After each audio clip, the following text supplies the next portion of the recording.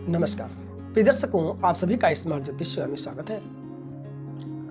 तुलसी विवाह कार्तिक महीने की शुक्ल पक्ष की एकादशी को यह पूजन कार्यक्रम मनाया जाता है, लेकिन मैं जो आज बताने जा रहा हूं आपको शायद कहीं न मिले, क्योंकि कुछ अलग और उन लोगों के लिए विशेष करके जिनके यहाँ कन्याओं का विवाह न हो रहा हो, विलंब हो रहा हो और किसी के रिश्ते में इतनी कड़वाहट कि तलाक की नौबत आ गई हो, अन्य बहुत सारी परेशानियां जिनको लेकर के घर घर में आज के समय लोग परेशान हैं। उन सारी स्थितियों को बता रहा हूं। समझिए, यही एक ऐसा अवसर है जिसका आप सभी लोग लाभ उठाएं, अन्यथा ये समय अगर चूक गए तो फिर 1 वर्ष बाद ये समय आपको मिलेगा। स्त्रियों के लिए, कन्याओं के लिए ये बहुत ही लाभप्रद, बहुत ही महत्वपूर्ण समय है। इसका लाभ अवश्य उठाएं। चलिए मैं आपको बताता हूं, समझिए, ध्यान दीजिए। पहली बात तो ये कि भगवान शालिग्राम और माता तुलसी, इसके इन दोनों का जो विवाह होता है, इसी का ये पूरा कार्यक्रम है। अब जिन कन्याओं का विवाह नहीं हो रहा है, विलंब है यानी कोई बाधाएं हैं, जिन स्त्रियों में मतभेद है, पति पत्नी में लड़ाई चल रही है, रिश्ते मजबूत नहीं है, ऐसे लोग इस पूजा को पूरे मन से, पूरी श्रद्धा से और पूरे विश्वास से करें।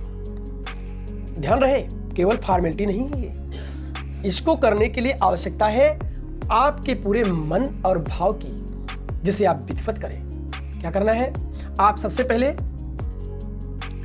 पूरा सामान, पूजन का पूरा सामान मंगा लीजिए। श्रृंगार का पूरा सामान अवश्य होना चाहिए। लाल कुमकुम, लाल चुनरी, पीला वस्त्र भगवान नारायण के लिए, और श्रृंगार का पूरा सामान, षोडशोपचार पूजन। इसके अलावा फल, नैवेद्य, अक्षत, फूल, धूप, दीप आदि सब मंगा लीजिए, पहले से ही व्यवस्था कर लीजिए। फिर आप जैसे 16 श्रृंगार पूजन करते हैं, माता लक्ष्मी जी का करती हैं या करते हैं, आप उसी प्रकार से पूरा पूजन करना है। इस दिन साफ सफाई पहले से कर लीजिए। कलश की स्थापना अवश्य करिएगा इस दिन। जमीन में केवल तुलसी माता जी का जो वृक्ष लगा है वो तो लगा ही रहेगा, और केले का वृक्ष अगर लगा रखा है तो अति उत्तम है, नहीं लगा है तो आप शालिग्राम जी की मूर्ति अथवा भगवान बृहस्पति जी का यानी नारायण जी का, विष्णु भगवान का कोई भी चित्र ले लीजिए और विधिवत इसका पूजन कीजिए। जैसे आप घर की बेटी का विवाह करते हैं, घर की कन्या का विवाह करते हैं, आप ये समझ करके कि हम अपनी कन्या का विवाह कर रहे हैं, ये सोच करके आप माँ तुलसी का विवाह इस दिन पूरे विधि विधान से कीजिए। कोई कमी ना रखिए, पूरे मन से कीजिए। और पूरे इस यानी आपको एक बात और बता दूं, विवाह करने में जो गांठ लगाई जाती है वो गांठ अवश्य लगाना है, और माला दोनों अवश्य होनी चाहिए। भगवान नारायण को छुआ करके तुलसी जी को माला पहनाइए, और तुलसी जी को छुआ करके भगवान विष्णु जी को माला पहनाइए। यानी ये भी प्रक्रिया आपको अवश्य ही करनी है, क्योंकि यही तो विवाह का आज मेन सूचक है।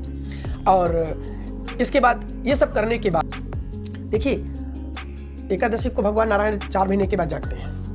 इसी दिन से मांगलिक कार्य शुरू हो जाते हैं। तो मांगलिक कार्य शुरू होने से पहले तुलसी माता जी का और विष्णु जी का विवाह किया जाता है, और इसी विवाह के साथ सब कहीं ये वैवाहिक कार्यक्रम, मांगलिक कार्यक्रम सभी शुरू हो जाते हैं, सभी प्रारंभ हो जाते हैं। अब इसमें विशेष करके क्या ध्यान रखना है, उन बातों को समझिए। उसके बाद हम बताएंगे कुछ विशेष उपाय और प्रयोग जो कहीं भी आपको शायद कोई बता पाए, अलग से हमको बताएंगे, उसे जरूर समझिएगा। माता तुलसी का पूजन करते समय ये ध्यान रखिए कि हम अपने अखंड सौभाग्य के लिए हम ये पूजन कर रहे हैं। कन्याएं मन में ये भाव रखें कि अच्छे घर और बर के लिए हम पूजन कर रहे हैं। यानी जो आपके मन में मनोकामना है, उस मनोकामना को रखते हुए संकल्प चाहे तो संकल्प लेकर के पूजन प्रारंभ करें, और ये पूरा पूजन करें। पहली बात तो ये ध्यान रखिएगा। दूसरी चीज आपको एक बात बता देते हैं, पूजन में इस दिन हल्दी का प्रयोग दोनों, यानी तुलसी जी को भी और विष्णु जी को भी किया जाता है, लेकिन वो हल्दी या तो दूध से या फिर गंगा जल से मिश्रित हल्दी का ही टीका किया जाता है। माता जी को भी और विष्णु जी को भी हल्दी और दूध मिश्रित टीका किया जाता है। गाय का कच्चा दूध इसमें लगाया जाता है, वो किया जाता है। पूजन के बाद इस दिन 11 परिक्रमा की जाती है। परिक्रमा आवश्यक नहीं है कि अगर आसपास जगह नहीं है तो अपनी जगह पर खड़े होकर के भी आप ये परिक्रमा कर सकते हैं। ध्यान रहे, भगवान विष्णु जी को इस दिन अक्षत नहीं चढ़ाते हैं। अक्षत आपको इस दिन नहीं चढ़ाना है, इसका विशेष ध्यान रखें। और अब मैं कुछ उपाय जो बताने जा रहा हूँ उनको ध्यान दीजिएगा। जैसे पहला उपाय क्या है इसमें, समझिए। पहले हम ये बता रहे हैं कि अगर पति पत्नी में अधिक विवाद हो, मतभेद ज्यादा हो, तो क्या करना चाहिए। 10वीं के दिन, यानी एकादशी को तो विवाह होता है, 10वीं के दिन आप उस तुलसी की पत्ती तोड़ करके और गंगा जल में उसे डाल दें, और उसके बाद वो पात्र माता तुलसी जी के वृक्ष के नीचे रख दें। अगले दिन जब पूजा करें तो पात्र वहां रखा रहना चाहिए। पूजन के बाद उस जल को 21 दिन प्रातःकाल भगवान नारायण जी का और माता तुलसी जी का स्मरण करते हुए अपने पूरे घर में, अपने कमरे में उसका छिड़काव करें। आप देखेंगे मतभेदी शांत होंगे और जो कड़वाहट है रिश्तों में वो दूर होगी और रिश्ता आपका अच्छा होगा। वहीं पर जब किसी कन्या का विवाह ना हो रहा हो तो तुलसी विवाह के समय जब संकल्प लें पूजन का, तो उस पूजन के समय ही थोड़ा सा धन यानी कुछ रुपये आदि लेकर के हाथ में संकल्प लें और इस भाव से लें कि मैं ये धन किसी कन्या के विवाह में दान करूंगा या करूंगी, मन में भाव रखें। और जब पूजन समाप्त हो जाए तो किसी कन्या का विवाह, किसी भी कन्या का विवाह हो रहा हो, वो धन आप उसका चाहे कोई सामान लेकर के या वही धन आप उस कन्या के विवाह में लगा दें। हाँ, अगर वो कोई गरीब की कन्या है तो इसका अच्छा लाभ मिलता है। और वैसे तो ब्राह्मण कन्या या कोई भी कन्या को दिया जा सकता है, कन्या होती है।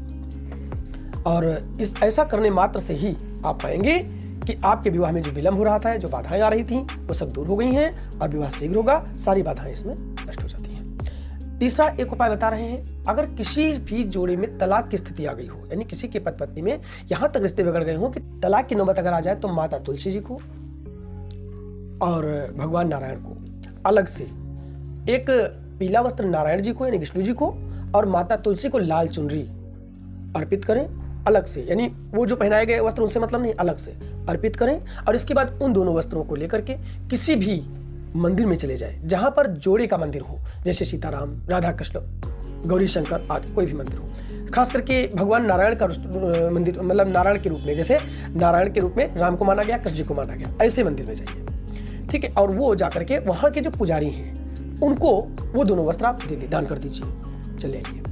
आप मात्र इतना करने से आप ये पाएंगे कि आपकी जो तलाक की नौबत थी, सच मानिए वो तलाक की नौबत में चाहे कोई भी विकल्प निकल करके आए, तलाक नहीं होगा और रिश्ते आपके कहीं ना कहीं एक बार फिर अच्छे होना प्रारंभ हो जाएंगे। थोड़ा सा अगर प्रयास किया जाएगा, भगवान की कृपा अगर बनी रही, भगवान को अगर आपने सब कुछ समर्पित कर दिया, तो निश्चित है आपके रिश्ते पुनः प्रेम में बदल जाएंगे। पूजन कार्यक्रम जो तुलसी विवाह का आप करने जा रहे हैं, इस तुलसी विवाह पूजन को पूरे श्रद्धा से करिए, पूरे मन से करिए, पूरे विश्वास से करिए। इतना ध्यान रखिएगा, अगर आप विधिवत ये पूजन करते हैं तो ये पक्का मानिए कि आपके जीवन में कोई भी बाधाएं हों, वो सारी बाधाएं समाप्त होंगी, जीवन आपका प्रगति के पथ पर आगे बढ़ जाएगा, सब आपके लिए अच्छा ही अच्छा होगा, शुभ ही शुभ होगा, लाभ ही लाभ होगा, मंगल ही मंगल होगा। तो आज इतना